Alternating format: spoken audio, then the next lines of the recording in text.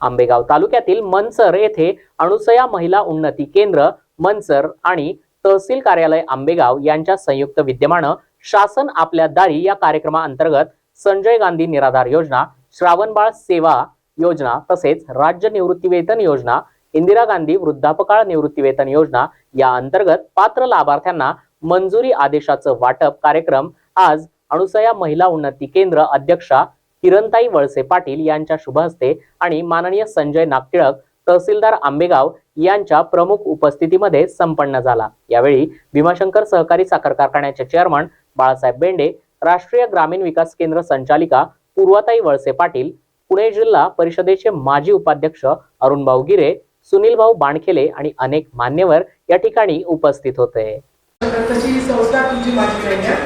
ही संस्था आंबेगावच्या सगळ्या लोकांची गरजवंताची जरी वळसे पाटलांनी ही संस्था सुरू केली असेल याची व्याप्ती इतकी मोठी आहे, आम्ही सगळ्यांसाठी खुललेली आहे। याला पक्ष भिक्ष अशा काही सीमा नाही, सगळ्यांसाठी तुम्ही तेवढेच आम्हाला सगळे मोठे आहे। जेवढे आम्हाला लोक मत देतात ते पण मतदान आम्हाला प्रिय आहे आणि जे नाही देत ते आम्हाला लढण्याची ताकद देतात म्हणून ते त्याहून प्रिय आहे। तर म्हणायचा अर्थ एवढाच की आमच्या सगळ्यांवर साहेबांकडनं बरंच शिकण्यासारखं आहे। त्या दोन गोष्टी मी आवर्जून सांगते, सर्वांवर खूप प्रेम करा आणि कोणालाही अपशब्द बोलू नका, कुणीही असो त्याच्याबद्दल बोलू नका। मी नागपूरची तिकडे शिकलेली, मला आलेला कार्य म्हणायची सवय, मला हे सारखे समजायचं की पटकन उत्तर नको देत जाऊ, बोललं तर बोललं, थोडा विचार कर। मला तो चुकीचं बोललं तर चुकीचंच म्हणेल मी, मोठा असो की छोटा असो, मला हे समजायचं नाही, कारण मी अशा त्याच्यावर घेऊन आली होती तिथं आलेला कार्यक्रम। हळूहळू ती गोष्ट मला समजायला बरीच कष्ट आहे, तरी पूर्ण ती गोष्ट मी तरी नाही समजली। मग करोनामध्ये माझा भाऊ गेला, त्यावेळेस मला इतकं दुःख वाटलं की आई वडील गेले ते सहन केलं, आमचे दादा गेले ते खूप जास्त लागलं होतं, त्याचा मला कितीतरी दिवस त्रास झाला।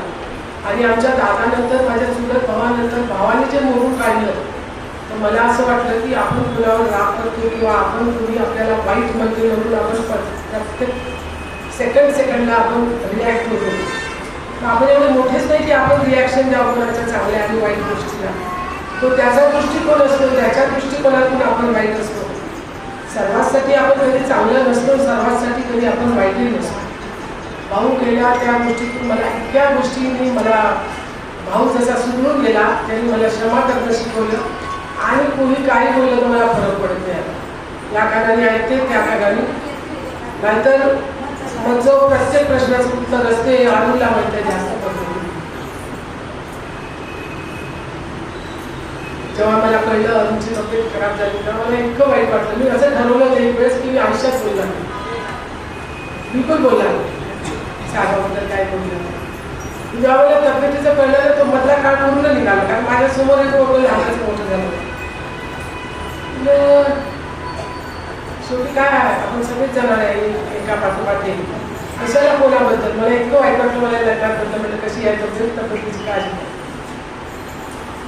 मला वाटतं देवाने आपल्याला व्यवस्थित जागी आणून घेऊन दिलाय आणि साहेबही खुश झाले, म्हणजे चांगला बदल झाला। आणि आमच्या दोघांची ही लेख जी सगळ्यांना वाटते की आता साहेबाची मुलगी राजकारणात येणार, साहेब उभं करणार आणि ते काय लिगसी चालवणार वगैरे वगैरे, लोक ते घाबरले, अर्धे चिडले, अर्धे काही पण, अर्धे खुश नाखुश, सगळ्या प्रकारच्या प्रतिक्रिया येते। पण तुमच्या सगळ्यांसमोर सांगते, राजकारणात येईल की नाही हे मला माहिती नाही, पण ही संस्था ती पूर्ण सांभाळणार, पूर्ण सांभाळणार। आणि आज जेवढी छोटी वाटते आपल्याला अनुसया ही भयंकर मोठी होणार, कारण सगळे तरुण मंडळी या संस्थेला चालवणार। मला कधी पदाची अपेक्षा राहिली नाही। एक वेळ आपल्याकडे जिल्हा परिषद राखीव होते, काहीतरी जातीच होतं का काय मला आठवत आहे, त्यामुळे शिवाजीला ऑर्डर आवडले होते, ते आपल्याचकडे होतं म्हणताना म्हणजे मी तुम्ही पहिला जिल्हा परिषदला म्हणजे दादा मी 100 माणसाला स्वयंपाक करून खाऊ। राजकारणात मी कधी येणार नाही, तो मला प्रिय नाही, कारण मला जास्तीचं सण पण होणार नाही कोणी काही बोला आपल्या। Doctor Atul Sable, zoom on news, Ambegaon.